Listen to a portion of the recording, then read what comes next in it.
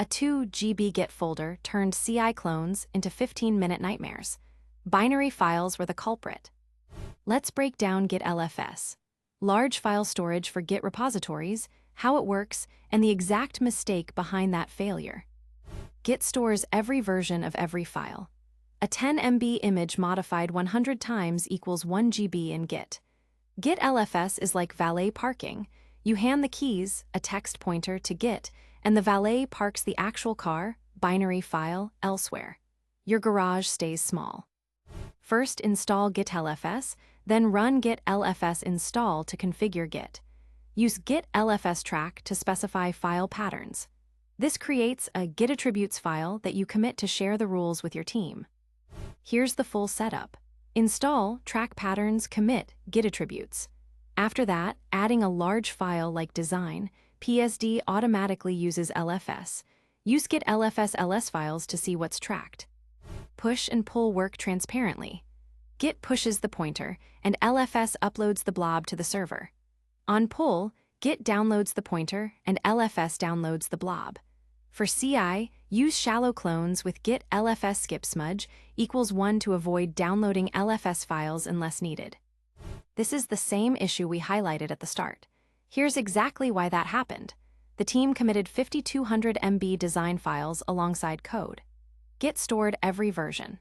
After 3 months, 15 designers with 20 iterations each created ~3 GB of binary blobs.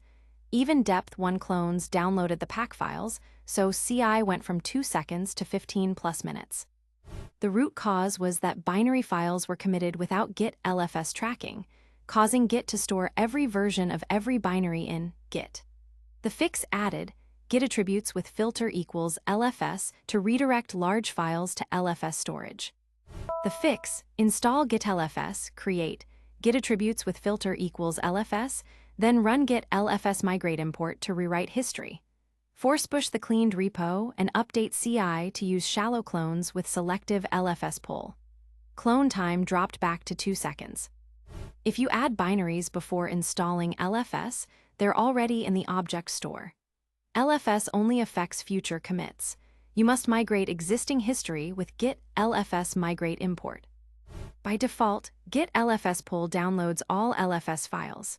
In CI, use Git LFS skip smudge equals 1 and then Git LFS pull include equals asterisk PNG to fetch only what's needed. Git bisect doesn't fetch LFS files. You need to run Git LFS pull at each step or use Git LFS skip smudge equals 0. Plan accordingly. The article mentions Git LFS migrate import but doesn't show the full command.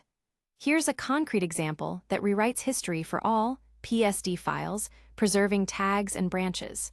Run this on a fresh clone after coordinating with the team. The article advises CI to skip LFS smudge and fetch only needed assets. A concrete pattern: use Git LFS skip smudge equals 1 during clone, then Git LFS pull include equals asterisk PNG to fetch only the patterns required for the build. This avoids downloading all LFS objects. The article notes that Git bisect doesn't include LFS content by default. In practice, this means bisecting a bug that involves a large file may fail because the LFS pointer is checked out instead of the actual file. To work around, set Git LFS skip smudge equals 0 and ensure LFS objects are available, or use Git LFS pull before each bisect step. To diagnose LFS issues, check Git folder size, list tracked files, and see LFS status. In CI, measure clone time to spot regressions. Let's run through some common interview questions. What problem does Git LFS solve? Large binary files bloating, Git. How does Git LFS store files? Text pointers in repo, blobs on server. How to migrate existing history? Git LFS migrate import include PSD. And a few frequently asked questions. Can I use LFS with GitHub? Yes, with storage quota. Does LFS work with shallow clones? Yes, use Git LFS skip smudge equals 1. How to remove LFS files from history? Git LFS migrate export. Key takeaways: Git LFS replaces large files with 42-byte pointers. Track patterns in, Git attributes, and commit it. Install LFS before adding binaries to avoid migration. In CI, use shallow clones and selective LFS pull to keep builds fast. Ready to go deeper? Up next, GitHub issues and projects. Track work beyond code, then GitHub pages. Host static sites from your repository, then GitHub CLI. Manage repositories from the terminal. Find them all at TheCodeForge.io. Thanks for watching. The full article and code examples are covered in detail at TheCodeForge.io.